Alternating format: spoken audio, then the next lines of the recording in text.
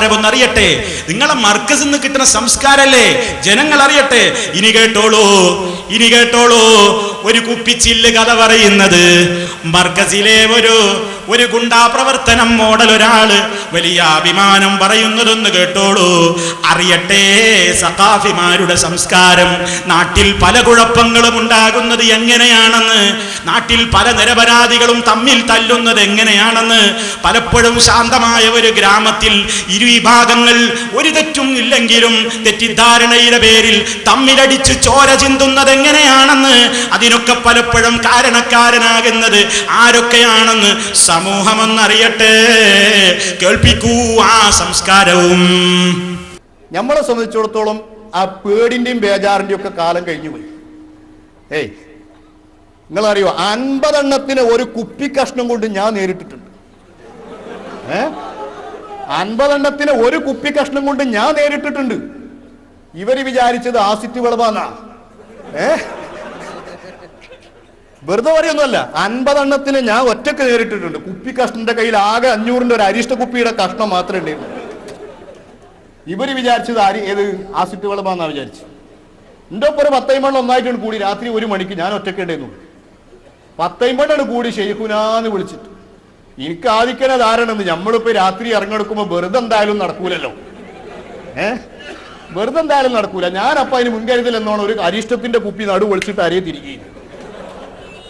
ഈ അരിഷ്ട കുപ്പി ഇവരിന്റെ പിന്നാലെ 10 ഒന്നിച്ചു കൂടിയപ്പോ ഞാൻ തിരിഞ്ഞാണ് നിന്നിട്ട് ഈ അരിഷ്ട കുപ്പി കൊണ്ട് ഒരൊറ്റ ഏറാണ് കൊടുത്ത് റോട്ടിൽ കിടന്നിട്ട് ചിലി ചിലി ചിലി ചിലി എന്ന് പറഞ്ഞപ്പോ ഇവരങ്ങ് പാഞ്ഞ് തടി വെപ്പുകയുണ്ടായി. അങ്ങനെ പാഞ്ഞ് തടിയപ്പിയിട്ട് പോട്ടെ, ഞാൻ നേരെ വന്ന് ടൗണിലേക്ക് വന്ന് സ്ഥലമൊന്നും ഇപ്പൊ പറയില്ല. ടൗണിൽ വന്നപ്പോ അവിടെ ഒരു കൂട്ടര് കൊടി കെട്ടുന്നുണ്ട്. ഓരോട് പറഞ്ഞു അവിടെ കോളേജിന്റെ അടുത്ത് നിങ്ങൾ കെട്ടിയ കൊടി മുഖം വലിച്ചിട്ടിട്ടുണ്ട്. ഇവര് പോയിട്ട് നിരത്തിയാണ്ട് വെച്ചു. കണ്ടില്ലേ പെങ്ങള്, മൂപ്പര് ചെയ്തൊരു കാര്യം, വലിയ ഒരു പുണ്യകർമ്മം ചെയ്തത് വിളിച്ചു പറയാ. എന്ത്? 1 മണിക്ക് രാത്രി ഇറങ്ങുമ്പോ അരിഷ്ടക്കുപ്പി ഉണ്ടായിരുന്നു. 1 മണിക്ക് അരിയിൽ എന്താ അരിഷ്ടക്കുപ്പിയാന്ന് എനിക്കറിഞ്ഞൂടാ.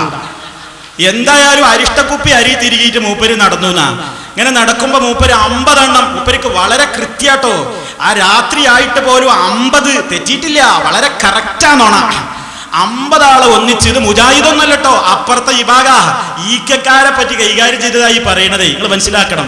എന്നിട്ട് മൂപ്പരാണ് തിരിഞ്ഞു നിന്നിട്ട് ഈ കുപ്പിയോണ്ട് ഒരൊറ്റ ഏറ. സാധുക്കൾ വിചാരിച്ചത് ആസിഡ് ബൾബാന്നാണ്, ചെലിച്ചെലിച്ചലേന്നാണ് പൊട്ടീന്ന്. ആണ്ട് പാഞ്ഞൊരു പാച്ചില്. എന്നിട്ട് ഈ വിദ്വാൻ എന്താ ചെയ്തത്? അതാപകടം. അതാണ് ഈ സമൂഹം മനസ്സിലാക്കേണ്ടത്. രാത്രിയുടെ മറവിൽ സമൂഹത്തെ തമ്മിലടിപ്പിക്കുന്ന ഈ കാപാലിക വർഗം എന്താ ഇയാൾ ചെയ്തത്? അപ്പുറത്താണ് മൂപ്പര്. പിന്നെ മുന്നോട്ടാണ് പോയോക്കുമ്പോണ്ട് ഒരു രാഷ്ട്രീയ പാർട്ടിക്കാർ കൊടി കെട്ടത് പാതിരക്ക്. അവരോട് പറഞ്ഞ് നിങ്ങൾ ആ കോളേജിന്റെ അവിടെ കെട്ടിയ സർവ്വ കൊടിയുണ്ട് ഒരു കൂട്ടർ വലിച്ചു ചെയ്യുന്നതിന് വേം പൈക്കോളിന്ന്. ഈ ആൾക്കാർ ഇത് കേട്ട് തെറ്റിദ്ധരിച്ച് കാരണം തരീക്കെട്ടുള്ള മൂലയിലുള്ള ഈ പാതിര 1 മണിക്ക് ഇയാൾക്ക് അരിഷ്ടക്കുപ്പിയുള്ള ഒന്നും എനിക്കറിയില്ലല്ലോ, ഓടി. പിന്നാലെ ഓടിച്ചെന്ന് നോക്കുമ്പോണ്ട് ഈ പറയപ്പെട്ട ആളുകൾ നിരത്തിയാണ്ട് അടിച്ചു. നിങ്ങളൊന്ന് ആലോചിച്ച് നോക്കി, ആ സാധുക്കൾ എന്ത് പഴച്ചു. ഈ കൊടി കെട്ടുന്ന സാധുക്കൾ ഇങ്ങനെ തെറ്റിദ്ധരിപ്പിച്ച് രാത്രിയുടെ ഇരുളിന്റെ മറവിൽ പരസ്പരം സമൂഹത്തിലെ ആളുകളെ തമ്മിൽ തല്ലിച്ച് ചോര ചിന്തിക്കുന്ന ഈ കട്ടാള സംസ്കാരമാണോ സഖാഫി സംസ്കാരം?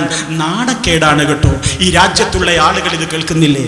ഇത്ര വൃത്തികെട്ട സംസ്കാരം, തെറ്റിദ്ധരിപ്പിച്ച് ആളുകളെ തമ്മിലടിപ്പിച്ച് രക്തം കുടിക്കുന്ന ആ നിലക്കുള്ള ഒരു സ്വഭാവം, ഈ സംസ്കാരം, ഇതൊക്കെയാണോ നിങ്ങളുടെ സംസ്കാരം?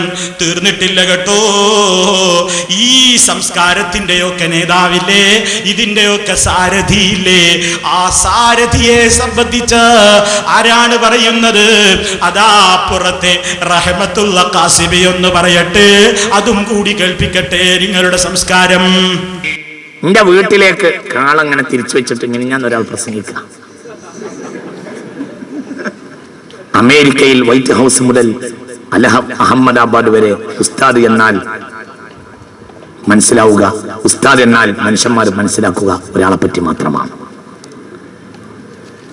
ചേളാരി കാലിച്ചന്തയിൽ നടക്കുന്ന ആർക്കെങ്കിലും ഇതിന് യോഗ്യത ഉണ്ടായിട്ടുണ്ടോ? ആ യോഗ്യത സമസ്തക്ക് വേണ്ട.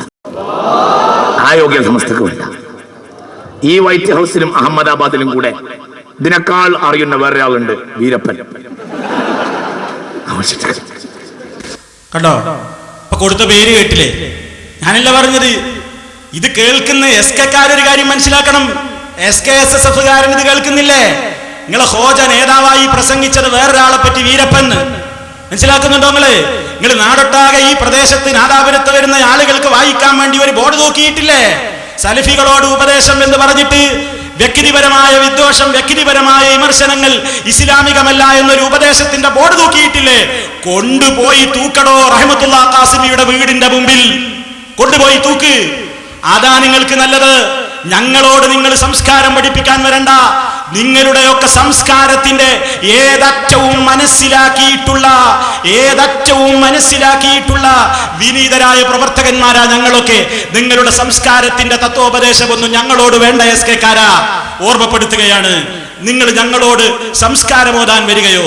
അതുകൊണ്ടാണ് നിങ്ങൾക്കും തന്നത്. തീർന്നില്ല. നിങ്ങളുടെ സംസ്കാരം ഇനിയും അറിയണ്ടേ? എന്തേ ഖുർആനിനെ പറ്റി അങ്ങനെ? ഇനിയോ ഈ സഖാഫത്തിന്റെ ആളുകളുടെ സഖാഫി സംസ്കാരം ഒന്നറിയണ്ടേ? മറ്റൊരു കാര്യം കൂടി വേറൊരാൾ പറയുന്നുണ്ട്. അതെന്താ? ലോകത്ത് എവിടെയും നിങ്ങൾ അള്ളാന്റെ പള്ളി എന്നല്ലേ കേട്ടിട്ടുള്ളൂ, അല്ലെങ്കിൽ മുജാഹിദ് പള്ളി എന്നൊക്കെ പറയാറുണ്ട്. പലിശ പള്ളി നിങ്ങളൊരു പള്ളിനെ പറ്റി കേട്ടിട്ടുണ്ടോ? ഇല്ല. ആ അത്ഭുതവും ഇതാ കേൾപ്പിക്കുന്നു, കേട്ടോളൂ. ഗൂഡല്ലൂരിൽ നിന്ന് മൈസൂരിലേക്ക് പോകുമ്പോൾ നമുക്കൊരു പള്ളി കാണാം. എൻ്റെ ഒരു സുഹൃത്ത് ഞാൻ പോകുന്ന സമയത്ത് ചൂണ്ടിക്കാണിച്ചു തന്ന ഗൂഡല്ലൂർക്കാരൻ, ഈ പള്ളിൻ്റെ പേര് പലിശപ്പള്ളി എന്നാണ്. സുബ്ഹാനല്ലാഹ്, പള്ളിക്ക് പലിശപ്പള്ളി എന്ന് പേരോ? നമ്മൾ ഒരുപാട് പേര് കേട്ടിട്ടുണ്ട്, പക്ഷെ പലിശപ്പള്ളിയാണ്. അങ്ങനെ ആൾക്കാരിട്ട പേരാണ്. എന്താ സംഭവം എന്ന് ചോദിച്ചു. സംഭവം അറബിൻ്റെ അടുത്ത് നിന്ന് കാന്തപുരത്തിൻ്റെ ആൾക്കാരാണ് കാശ് വാങ്ങി പള്ളി ഉണ്ടാക്കാൻ ഏൽപ്പിച്ചു. അറബി വരുന്ന കാര്യമൊന്നും പറഞ്ഞിരുന്നില്ല.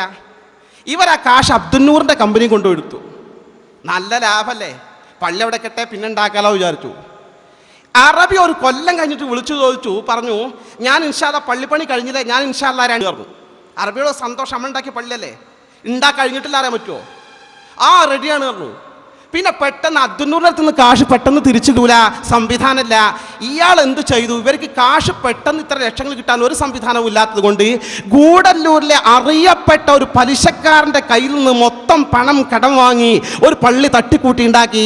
ആ പള്ളിക്ക് ആൾക്കാരപ്പോൾ ഇതൊക്കെ പരസ്യമാറുകൊണ്ട് പലിശപ്പള്ളി എന്ന് പേരിട്ടു. ഇപ്പോൾ ആൾക്കാർ ആ പള്ളിക്ക് നിസ്കരിക്കാൻ കാരണമില്ല. കാരണം പലിശപ്പള്ളി അല്ലെങ്കിൽ നിസ്കരിച്ചാൽ ശരിയാവുന്ന ആൾക്കാർ ചോദിക്കുന്നത്. ഇപ്പോൾ വിൽക്കാൻ നടക്കുകയാണെങ്കിൽ ആ പള്ളി വിൽപ്പനയ്ക്ക് വെച്ചിരിക്കുക.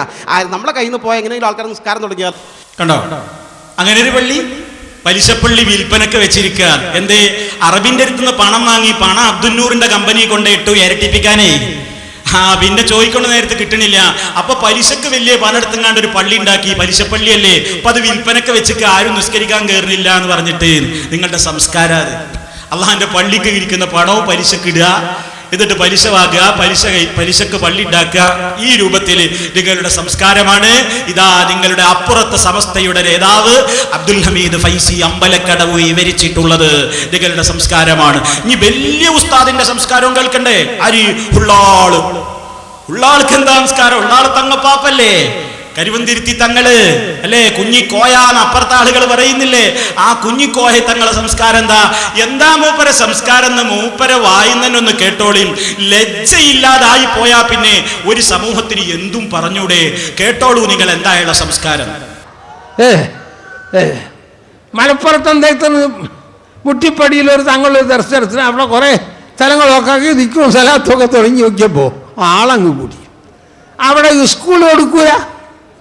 നിന്റെ മാപ്പൻ്റെ വേണ്ട സ്കൂള്, ഗവൺമെന്റ് നിലവിളിക്കുന്ന സ്കൂൾ വരെ അനുവദിച്ചു കൊടുക്കൂല. കേട്ടില്ലേ? ആരെയോ ഒരു മന്ത്രിയോട്, വിദ്യാഭ്യാസ മന്ത്രിയോട് ചോദിക്കുക, സ്കൂൾ കിട്ടാത്തപ്പോ എന്റെ ബാപ്പന്റെ നാടാ സ്കൂള്. ആരാണ്? സമസ്തയുടെ പ്രസിഡന്റ് ഉള്ള ആള് കുഞ്ഞിക്കോയ കരുവന്തിരുത്തി തങ്ങള്. കണ്ടോ സംസ്കാരം? കണ്ടോ? നിങ്ങളൊന്ന് ആലോചിച്ച് നോക്കി. ബാപ്പാക്ക് വിളിക്കുക, തറയ സംസ്കാരം, അങ്ങാടിയിലെ ഗുണ്ടാ സംസ്കാരം. ബാപ്പക്ക് വിളിക്കുക ഒരു മന്ത്രിയെ. നോക്കണം നിങ്ങൾ, ഇവരുടെ സംസ്കാരമാണിത്. അപ്പൊ നിങ്ങളുടെ സംസ്കാരത്തെ കുറിച്ച് ഇനി നിങ്ങൾ അധികം പറയണ്ട. അപ്പൊ നിങ്ങളിൽ നിന്ന് നിങ്ങളെല്ലാം മാറ്റിമറിച്ചിട്ട് തന്നെയാണ് പറയുക. അതുകൊണ്ട് അത്തരത്തിലുള്ള സംസ്കാരം പഠിച്ചു വന്നിട്ടുള്ള ആളുകൾക്ക്, പല ആളുകൾക്കും ഇപ്പൊ ഇങ്ങനെ കാര്യങ്ങൾ മനസ്സിലാകുന്നുണ്ട്. അതുകൊണ്ട് സഖാഫികളും തൗഹീദ് മനസ്സിലാക്കിയിട്ട് രംഗത്തേക്ക് വരുന്നത് തുടക്കം കുറിച്ചിട്ടുണ്ട് കേട്ടോ. സത്യത്തെ നരകത്തിലേക്കുള്ള ഒഴുക്കിനെ തടയാൻ ഒരു ശക്തിക്കും സാധ്യമല്ല.